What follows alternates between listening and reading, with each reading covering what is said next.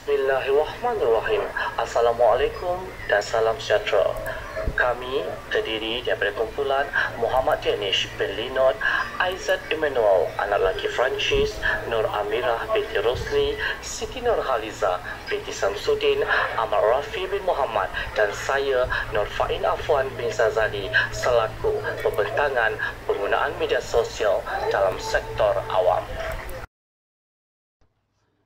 Bismillahirrahmanirrahim. Assalamualaikum dan salam sejahtera. Kami daripada kumpulan penggunaan media sosial dalam sektor awam akan menguraikan definisi media sosial. Media sosial didefinisikan sebagai ruang untuk penjajahan antara penyiaran tradisional dan komunikasi dua hala dalam talian yang mempunyai skala ukuran kumpulan manusia dan tahap pribadi. Media sosial adalah media yang dirancang untuk memudahkan interaksi sosial interaktif berdasarkan teknologi internet. Berperanan mengubah corak dalam penyebaran maklumat dengan lebih luas. Perkhidmatan awam harus memanfaatkan media sosial sebagai platform untuk melibatkan pihak berkepentingan terutama belia. Ahli Hamzah 2014. Ayuh kita huraikan lagi. Daripada segi jaringan hubungan, yang pertama, jaringan hubungan memudahkan pengguna berkomunikasi melalui satu tempat dikenali sebagai dinding atau wall, garis waktu dan mesej peribadi. Suruhanjaya Komunikasi dan Multimedia Malaysia SKM melancarkan aplikasi mudah alih portal sebenarnya.my untuk memeriksa kesahihan sesuatu maklumat. Kaki tangan awam perlu menggunakan saluran media sosial dengan cara yang betul. Kita melihat pula daripada segi aspek perkongsian media. Sektor awam maupun swasta ketika ini boleh memilih saluran media yang boleh memberi manfaat sepenuhnya kepada pentadbirannya. Program Klik dengan Bijak membudayakan nilai-nilai murni pengguna internet. Program yang menyasarkan pengguna untuk lebih prihatin terhadap pemilihan saluran media.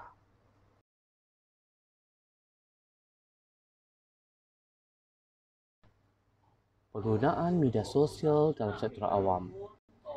Mari kita melihat ulasan dalam talian. Media sosial berasaskan lokasi adalah jenis media yang menggunakan teknologi geolokasi.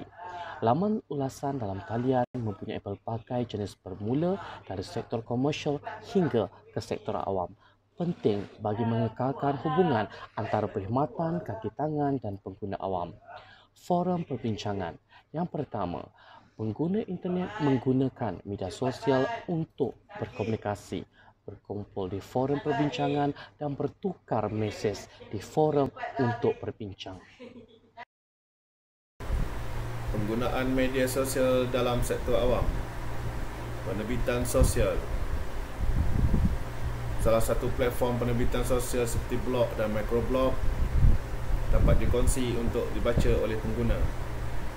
Platform media sosial seperti Facebook, Twitter dan Instagram digunakan untuk berinteraksi di antara pengguna di seluruh dunia. 1/3 daripada populasi dunia yang berjumlah 7.4 bilion adalah aktif di media sosial dari Chin 2016. Saluran maklumat. Rangkaian media sosial dapat memberikan maklumat mengenai ekonomi, keselamatan dan isu-isu masyarakat. Media sosial juga memudahkan pengurusan komunikasi dalam pentadbiran awam maupun swasta di Malaysia dan seluruh dunia. Pengguna lebih gemar mendapatkan maklumat dan informasi di dalam rangkaian media sosial menurut Schweigmegel dan Sanford Siegel 2011. Penlibatan masyarakat menjadi satu platform kolaborasi agensi untuk berkomunikasi secara pantas, membuat keputusan serta tindakan dan dapat dilaksanakan dengan segera.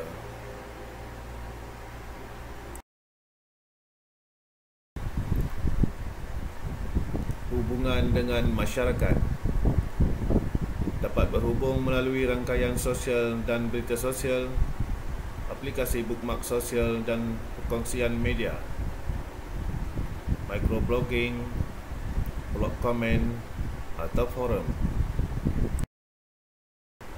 Saluran pendidikan.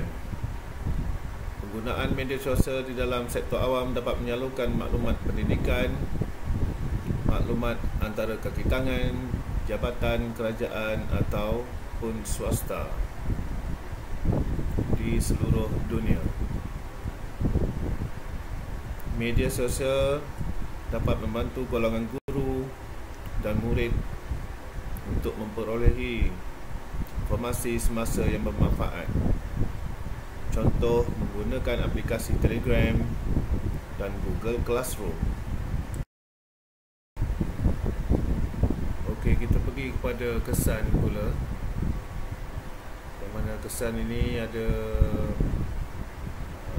mengenai penyebaran maklumat dengan efektif, iaitu di mana penggunaan media sosial banyak memberi impak positif kepada kehidupan masyarakat dalam memperoleh maklumat. Manakala penyebaran maklumat terkini dengan pantas kerana semua info hanya boleh diakses di hujung jari sahaja. Di mana ketika ini dengan teknologi yang canggih, kita telah menikmati kemudahan paling selesa setakat ini.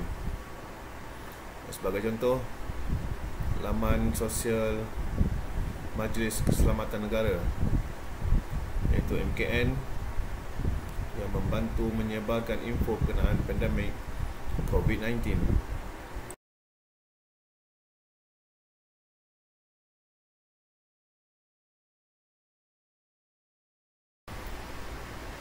Okey, seterusnya memupuk kepercayaan dalam masyarakat, iaitu merujuk kepada masyarakat yang mempercayai sebarang berita yang dihantar melalui media sosial ataupun menggunakan WhatsApp dan sebagainya,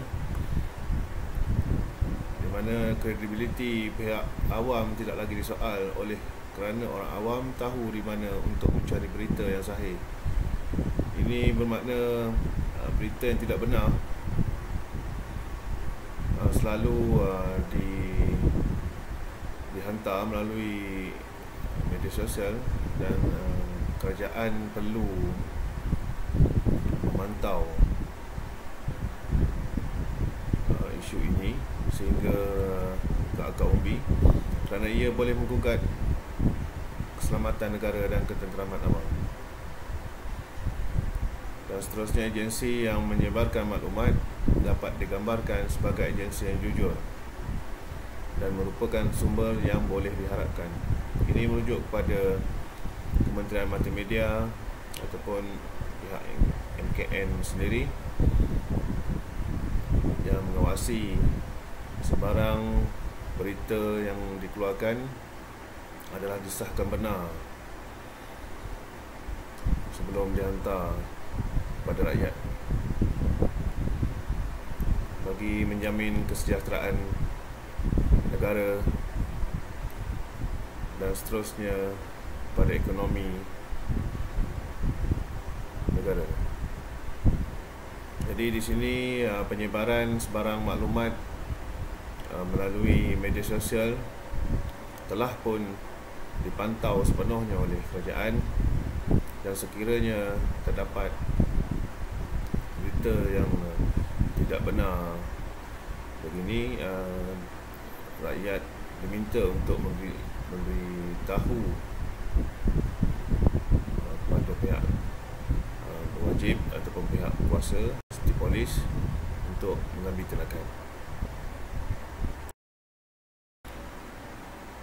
Yang terakhir sekali iaitu kesan mengurangkan pembelanjaan kerajaan. Pihak kerajaan telah membelanjakan hampir 800 juta dalam emolumen, iklan dan perhubungan awam mengikut belanjawan Kementerian Komunikasi dan Multimedia 2020. Perbelanjaan ini dapat dikurangkan dengan penggunaan laman sosial sebagai alternatif dalam penyebaran maklumat.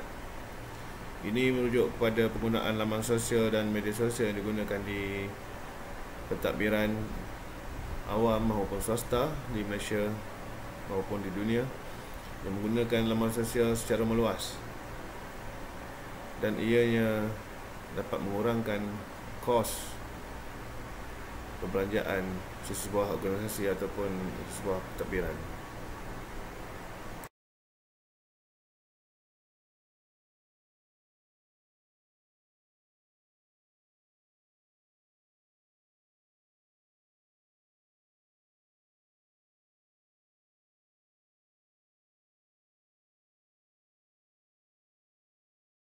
Ayuh kita rungkaikan dari segi cadangan, kerajaan haruslah memberikan keterangan kepada para pegawai dalam sektor awam berkenaan kepentingan dan cara menggunakan media sosial dengan beretikad.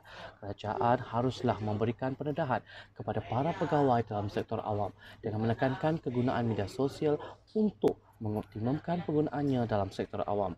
Kerajaan juga haruslah membukakan setiap jabatan dalam sektor awam dengan alat komunikasi yang agak relevan untuk digunakan dalam kegunaan media sosial di pejabat.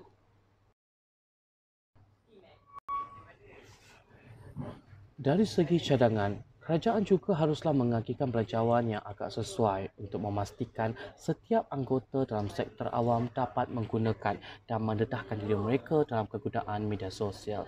Kerajaan juga haruslah memberikan penekanan kepada bahagian teknologi maklumat dalam sektor awam untuk mengoptimumkan kegunaan media sosial. Dari aspek sektor awam pula haruslah menggunakan media sosial untuk membuat hebahan semasa, memberikan maklumat mengenai dasar kerajaan menjalankan khidmat pelanggan dan berurusan dengan pelanggan. Kepenggunaan laman sosial melalui internet banyak memberi impak terhadap corak kehidupan semua lapisan masyarakat di Malaysia, khususnya dalam pentadbiran awam. Kaki tangan awam terutamanya perlu memainkan peranan yang penting untuk mengelakkan kesan buruk akibat penggunaannya. Kerajaan juga perlulah mendayakan usaha mendisiplinkan kaki tangan, ketahanan diri dalam mengubah corak perkhidmatan ke arah yang lebih baik.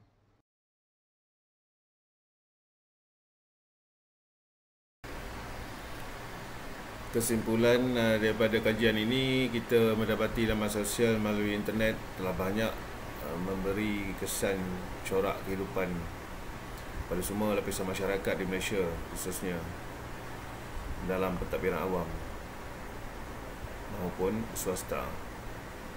Media sosial yang merupakan salah satu medium untuk berkongsi dan berhubung dengan sesiapa sahaja di seluruh dunia pada masa kini, dan kepada individu yang tidak memiliki akaun media sosial, sekiranya ia dianggap ketinggalan zaman, dan perkara ini juga telah banyak mempengaruhi organisasi pentadbiran dalam memberi kesan yang positif maupun negatif. Ini merujuk kepada penggunaan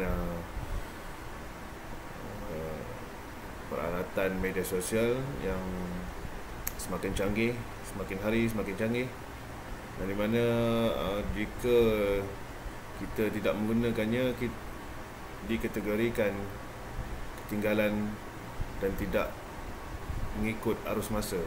Dan ini selalu berlaku pada remaja ataupun isu masa kini, dengan trend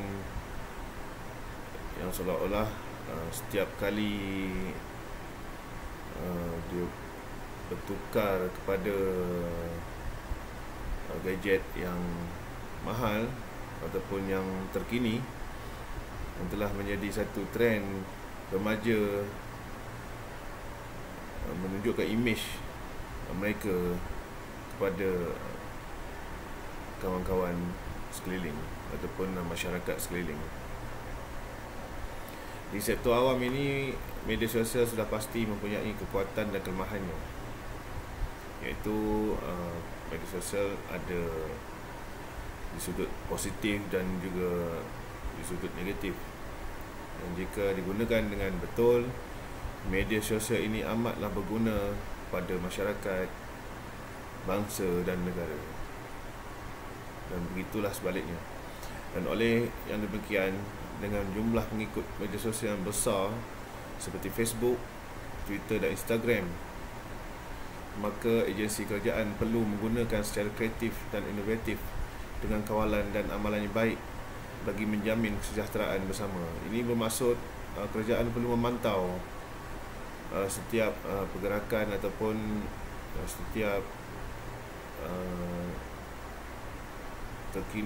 maklumat terkini ataupun informasi terkini yang terdapat di media sosial, kerana dikuatiri jika tidak dibendung perkara ini mungkin akan berlaku satu gelombang yang tidak dijangkakan ataupun perkara yang tidak mustahil akan berlaku. Maka dengan itu, media sosial perlu dibentuk, dibendung dan dikawal sepenuhnya oleh kerajaan. Sekian, terima kasih.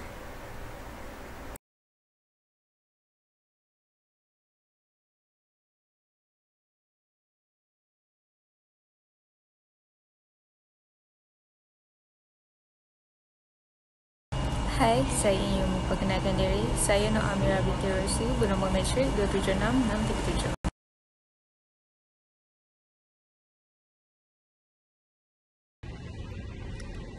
Assalamualaikum dan selamat sejahtera. Saya Siti Nurhaliza binti Syamsuddin, bernombor matrik 276704. Saya dari kumpulan yang akan membentangkan tugasan kami yang bertajuk penggunaan media sosial di sektor awam. Sekian, terima kasih.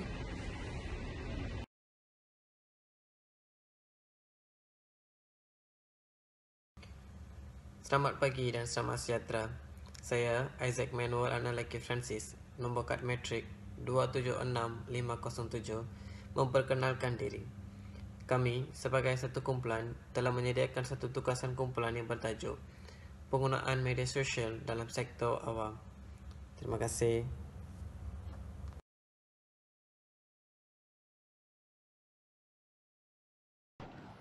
Assalamualaikum dan salam sejahtera. Saya pelajar Nurfain Afwan bin Sazali dengan nombor matrik 258757 memperkenalkan diri.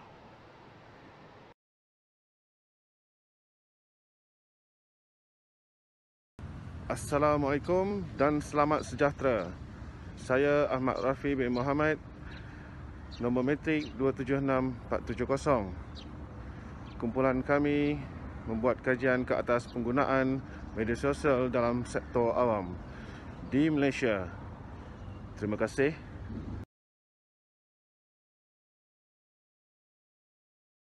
Assalamualaikum, salam sejahtera. Nama saya Muhammad Danish bin Linod, bernombor matrik 276772. Kami berkumpulan ingin membincangkan tajuk tugasan peranan media sosial di dalam sektor awam.